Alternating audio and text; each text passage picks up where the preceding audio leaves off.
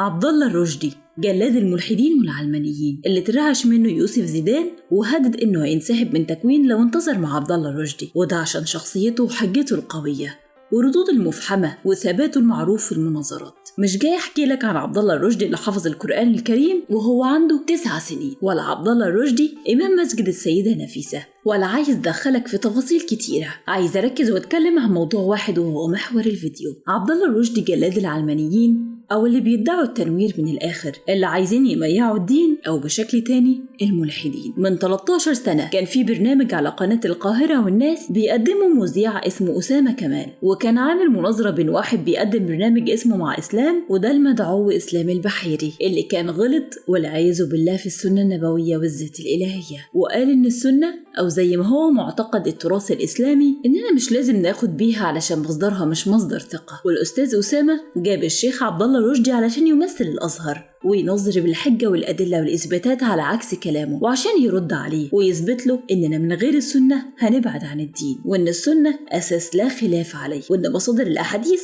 أغلبها موثوق منها ومن غيرها ما كانش المسلمين هيعرفوا يصلوا مثلا، وحاجات كتيرة. وطبعا الشيخ عبد الله الرشدي رد عليه وبين وفضح قد إيه البحيري جاهل ومدعي وكاذب على الدين ويدلس في اجتزاء الأحاديث. يعني إيه مدلس؟ علشان في ناس كتيرة ما تعرفش أسلوب اللي مسميين نفسهم المتنورين، وحتى كلمة تنوير خسارة فيهم طبعا. بص يا سيدي الفاضل، الناس دي أمثال البحيري وغيرهم اللي هجيلهم قدام شوية بيجيبوا الأحاديث عن كذا وعن كذا وعن كذا، ويقرأ من الأحاديث أول 4 سطور ويسيب سطرين ويقفل الحديث مرة على حسب هواه ومرة تانية يقول آخر سطر، وده طبعا بعد ما يكون غير معنى الحديث تماما وبدل مفهومه أو بالآخر هلهله ويطلع يتهجم على التراث، العبارة المرفوضة تماما عن سنة رسول الله. الشيخ عبد الله حجته قوية ومش أي حد يقدر يقعد قدامه ويدلس في الأحاديث. مسك المدعو إسلام البحيري اللي بالمناسبة تسجل قبل كده في قضية من هذا القبيل واتحكم عليه 5 سنين، وزنقوا 2 إلا ربع يفهم فيهم، والبحيري يحاول يفلفص بس مفيش فايدة لحد نهاية الحلقة. أنت متخيل واحد محكوم عليه بالسجن ومع ذلك راح له الشيخ عبد الله علشان يرد على بطلان ادعائه بمنتهى الصدر الرحب، وكان ممكن يقول لا ماليش دعوة هو كده كده هيتحبس أصلا. ومن بعدها بدأت الناس تعرف مين هو الشيخ عبد الله الرشدي، قوي الحجة وقوي التناظر اللي لا هم ولا مكانه ولا صيت. مدعي التنوير أو العلمانيين قعد معاهم قبل كده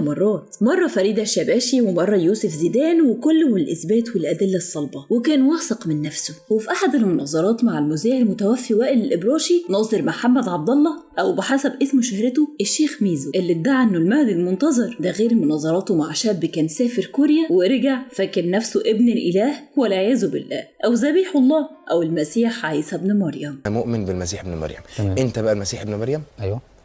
طب انت امك اسمها مريم؟ وبعد كده اتمنع الشيخ عبد الله او اتحجم من الظهور على الشاشات، ولحد دلوقتي مش عارفين ايه السبب. لكن السبب الواضح قدامنا انه ما عملش زي شيوخ كتيره واتبع اهواء الناس وطبل لهم، لا فضل زي ما هو على الاعلام البديل اللي هو السوشيال ميديا، وفضل يحارب كل ما هو مخالف للدين بالاثبات والشخصيه القويه، ومره الناس تختلف عليه وتقعد تشكك فيه وتقول عليه بتاع ستات، وطبعا من غير اي دليل واحد كالعاده، ومره يتهجموا عليه عشان زرع شعب، وده طبعا اي هجوم وخلاص. انما الفتره الجايه هو على موعد مع مناظره جديده من اللي قلبه يحبها، وهي مناظره تنظيم اسمه تكوين بقيادة إبراهيم عيسى، اللي بالمناسبة رد عليه وعلى كذبه قبل كده الشيخ عبد الله لما ادعى إبراهيم عيسى إن الإسراء والمعراج ما حصلتش، ومسكوا ساعتها الشيخ عبد الله ورد على كل ادعاءاته المغلوطة اللي مش عارفين سببها كان إيه. الفيديو ده معمول لأمثال الشيخ عبد الله رشدي أو الأسد زي ما الجمهور بيحب يسميه، لأنك لو دورت حواليك هتلاقي ناس كتيرة زي يوسف زيدان وإبراهيم عيسى والبحيري والشباشي وفاطمة نعوت وبيزو وسيد القمني متوفي وغيرهم طلعوا اتكلموا ومحدش رد عليهم من الناس اللي عاملين نفسهم شيوخ كيوت أو بياكلوا عيش، ومحدش فيهم استغل علمه ولا شهرته على السوشيال ميديا. إنما الشيخ عبد الله اللي طلب مناظرة تكوين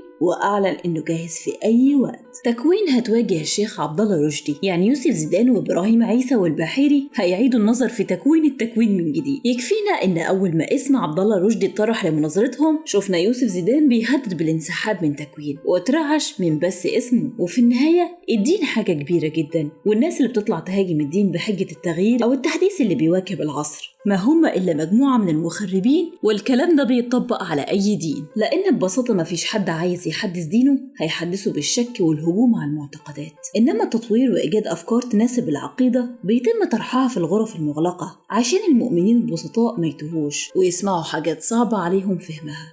وربنا يهدي الكل.